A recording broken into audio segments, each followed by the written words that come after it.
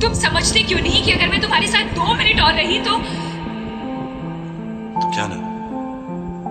मुझे तुमसे प्यार हो जाएगा फिर से, और तुम्हें नहीं होगा फिर से।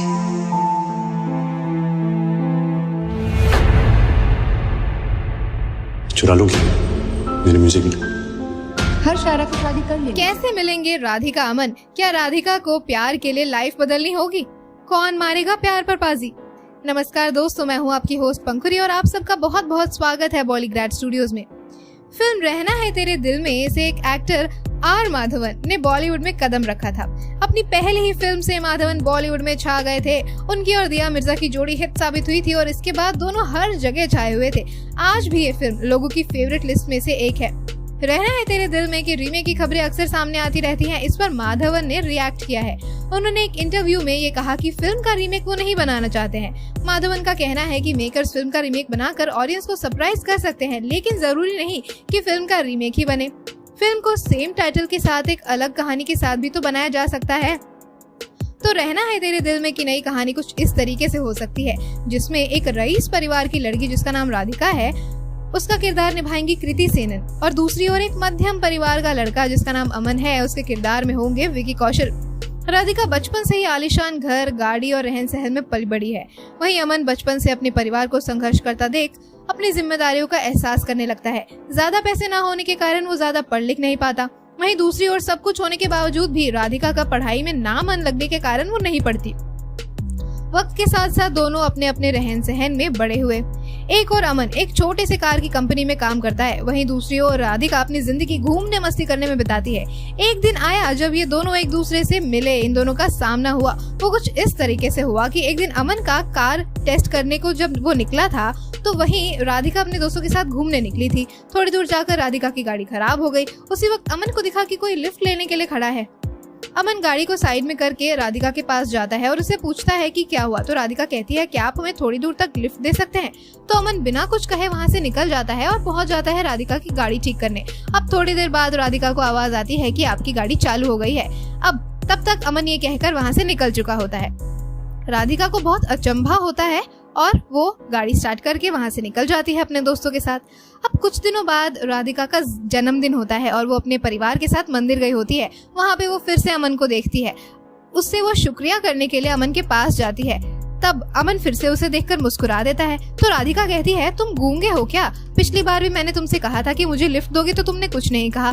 आज भी मैंने तुम्हें शुक्रिया कहा है तो तुम मुस्कुरा रहे हो। तब अमन ने कहा कि उस दिन मुझे कहीं जाने में देर हो रही थी, इसलिए जब तुमने लिफ्ट मांगा तो उससे अच्छा मैंने तुम्हारा गाड़ी ठीक करने का सोचा और इसलिए तुम्हारी गाड़ी ठीक करके दे दी। अब ऐसा ही हुआ और अमन वहां से चला गया। कुछ दिनों बाद इन दोनों की फिर से एक मॉल में भेंट होती है।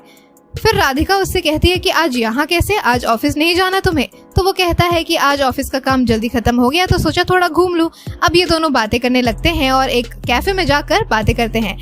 राधिका अमन से कहती है, मुझे अपने बारे में कुछ और बताओ। तो वो कहता है कि मेरी तो सिंपल सी जिंदगी है, सुबह उठ के ऑफिस जाना, फिर आके घर का थोड़ा काम करना, खाना खाना, सो जाना, फिर वही सुबह रिपीट ऑफिस जाना। वो पूछता है राधिका से, तुम क्या करती हो? तो राधिका कहती है, मेरे पास तो सब कुछ है, मुझे कुछ करने की ही क्या जरूरत है। ऐसे ही फिर ये दोनों मिलने लगते हैं, इनमें बातचीत होने लगती है। रोज शाम को राधिका अमन का इंतजार करती है मॉल में और अमन ऑफिस से सीधा मॉल आता है। ऐसे ही धीरे धीरे एक दिन अमन की छुट्टी होती है तो वो राधिका को इनवाइट करता है उसके साथ दिन बिताने के लिए। अब उसके दिन का शेड्यूल ये होता है कि हमेशा की तरह वो सुबह मंदिर जाता है, फिर वहां से आकर वो छोटे छोटे बच्चों के साथ खेलता है, फिर अनाथ आश्रम जाता है, वहां पे लोगों को खाना खिलाता है, फिर अपनी माँ को घर छोड़कर शाम को घर का काम कंप्लीट करता है। उसके बाद वो अमन से कहता है, यही है मेरी सिंपल सी जिंदगी। तब राधिका ये सब सुनकर वहां से चुपचाप निकल जाती है और अपने घर आ जाती है। अब वो पूरी रात सो नहीं पाती, इस सोच में डूबी रहती है कि एक तरफ अमन है और दूसरी तरफ मैं हूँ। इससे वो भावुक भी हो जाती है और डिसाइड करती है अपनी जिंदगी चेंज करने का। फिर कुछ दिनों बाद जब वो फिर से मिलते हैं तब राधिका उससे कहती है, मैं आज घर से नहीं ऑफिस से वापस आ रही हूँ। तब अमन उसे देखकर मुस्कुराता है और फिर दोनों में फिर से बातचीत शुरू हो जाती है।